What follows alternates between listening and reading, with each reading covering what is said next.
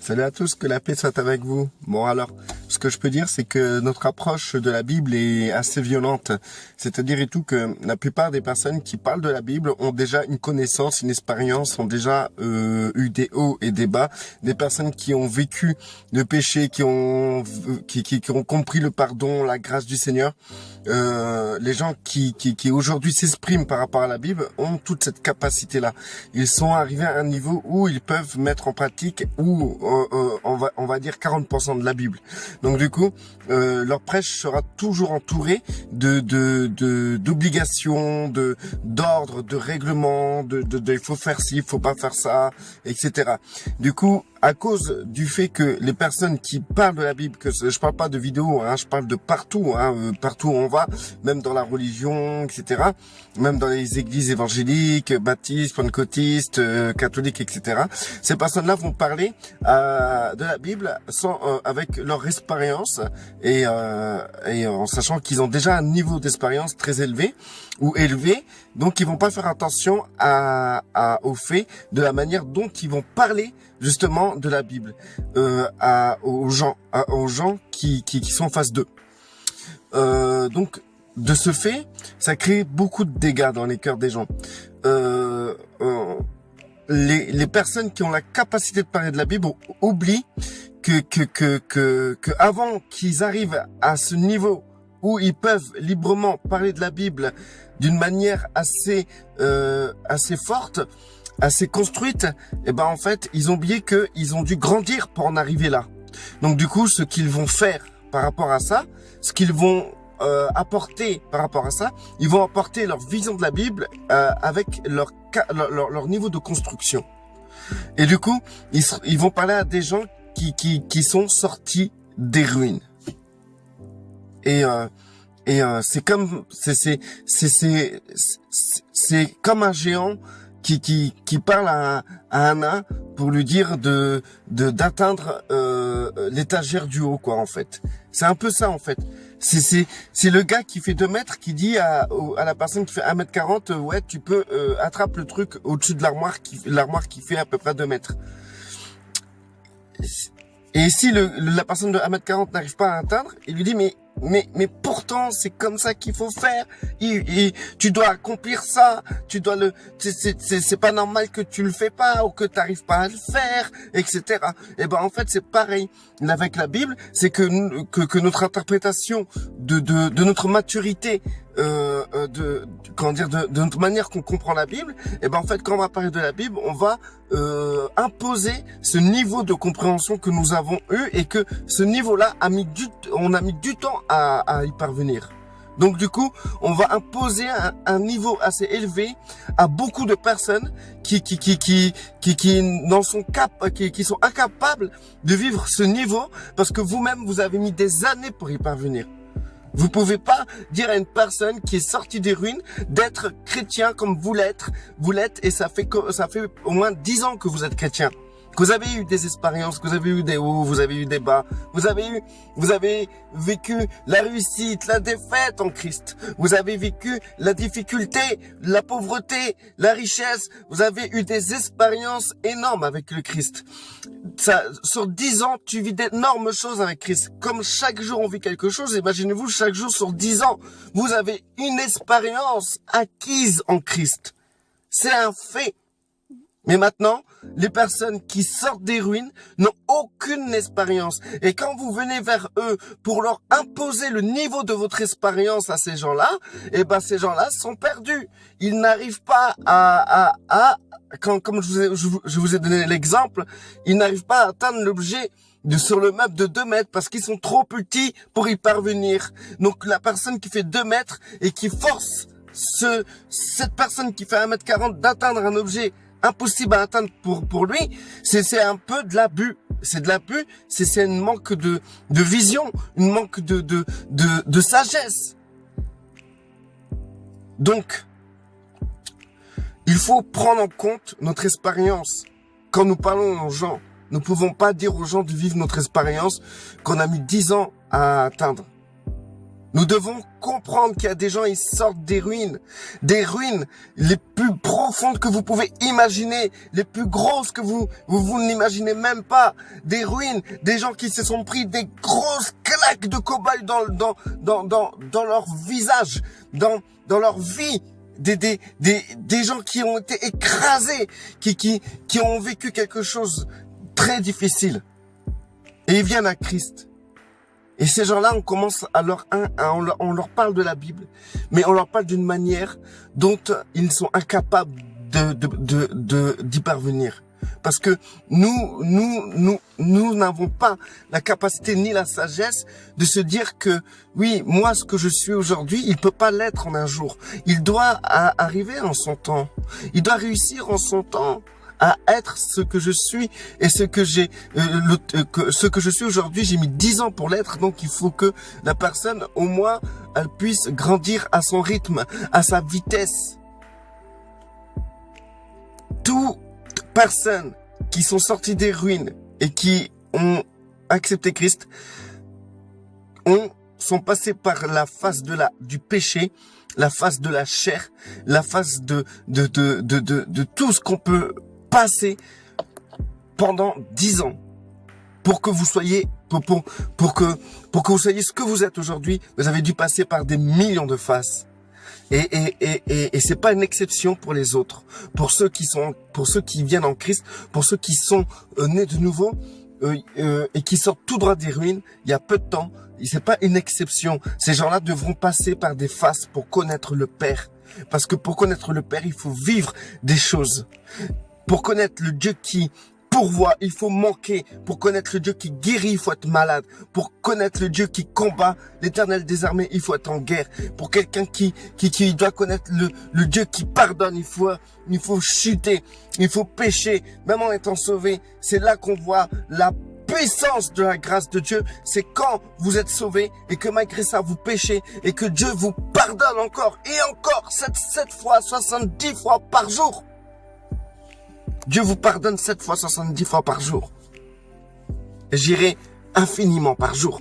Parce que Dieu n'est pas limité par des chiffres. C'est lui qui impose les chiffres pour que nous puissions avoir une compréhension dans cet espace-temps. Tout simplement. Donc, Dieu ne parle pas en chiffres. Mais s'il parle en chiffres, c'est pour nous. Parce que nous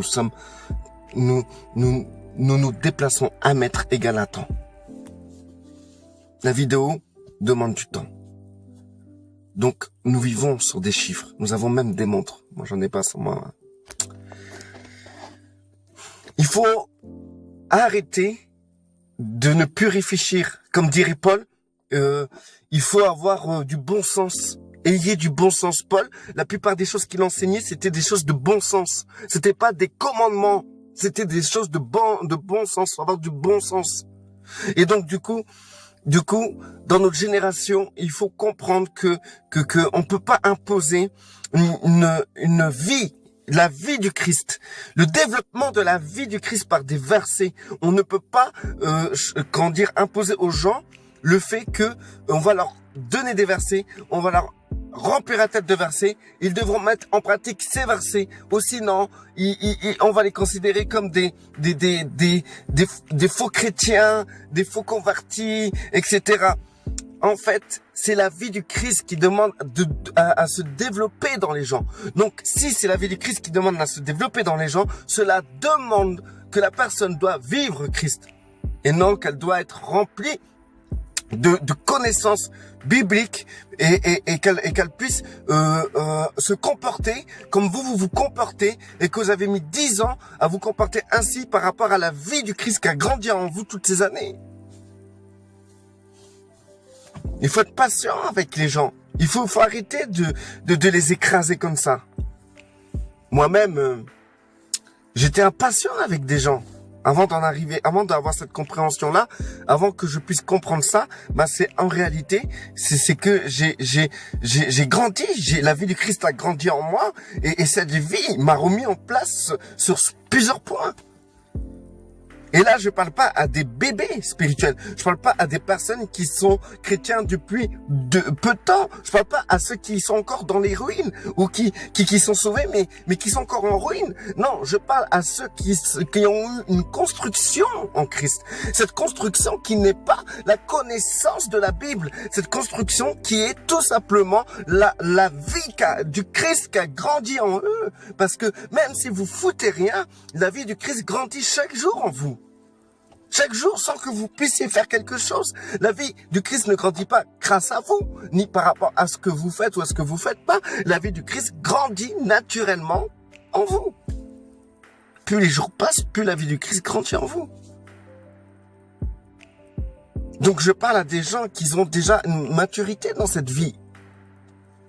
Nous ne pouvons pas imposer cette maturité de la vie à des gens qui n'ont pas cette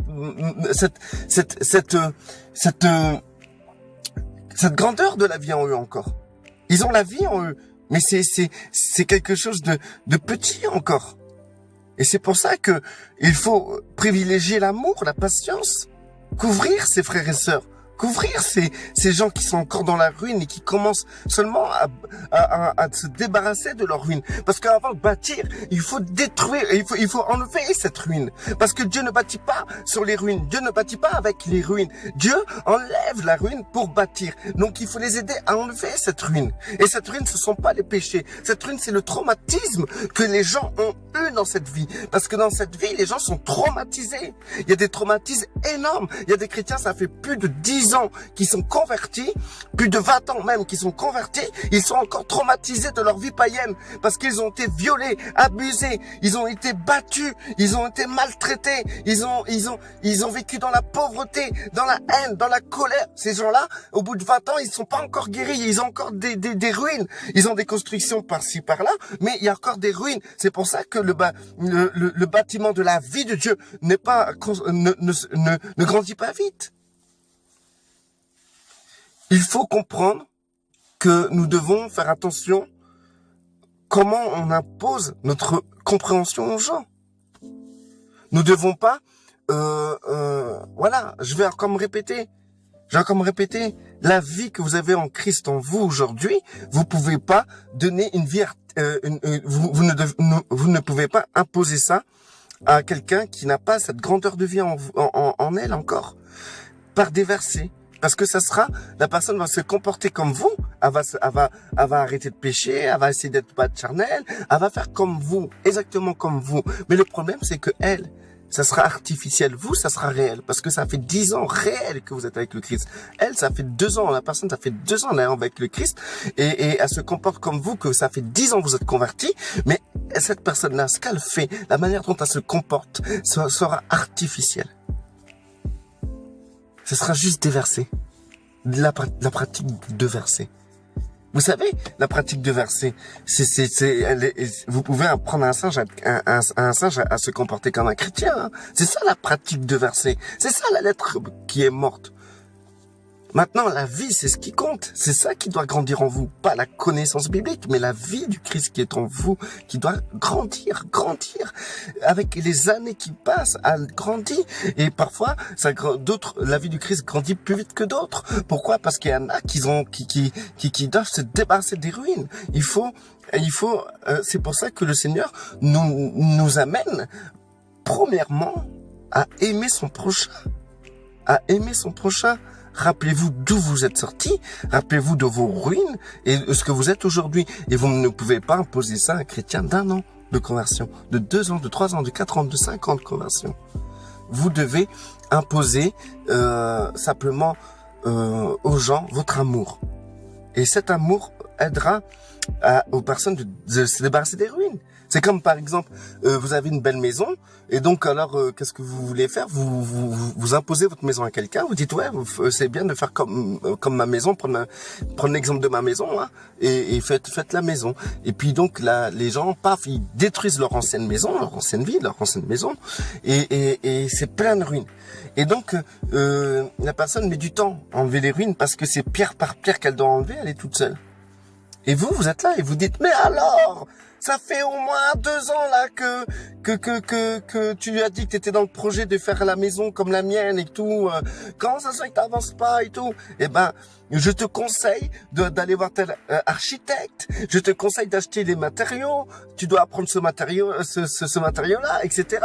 Donc la personne, qu'est-ce qu'elle va faire? Elle va acheter ses matériaux, elle va prendre ses matériaux, ok. Mais les ruines sont là, elle peut pas bâtir encore. Donc tu vas dire, mais alors, t'as tous les matériaux que je t'ai donnés pour avoir la même maison que moi. Comment tu veux? Pourquoi tu perds ton temps à ne pas la bâtir, cette maison? Eh ben, la personne, elle va être tout bête. Attends, je dois enlever les pierres. Donc, elle enlève les pierres un par un parce qu'elle est toujours toute seule. Donc, le meilleur comportement que vous pouvez avoir, au lieu d'imposer votre niveau à l'autre, c'est d'aller avec elle dans les gravats pour les ramasser. Et une fois que tous les gravats seront ramassés, la personne, elle commencera à bâtir. C'est comme ça. Christ donnait bien des exemples de la vie de tous les jours pour faire comprendre le royaume des cieux. Prenez cet exemple, réfléchissez à comment vous parlez. Et quand vous parlez de Dieu, demandez-vous à qui vous parlez de Dieu. Quel est le niveau de la vie de cette personne? Une personne qui a 1 an de conversion n'aura jamais la vie, la grandeur de vie, que d'une personne qui ça fait 10 ans qu'elle marche avec Christ. C'est impossible. C'est impossible. C'est une croissance. Nous parlons de croissance. Restez bénis.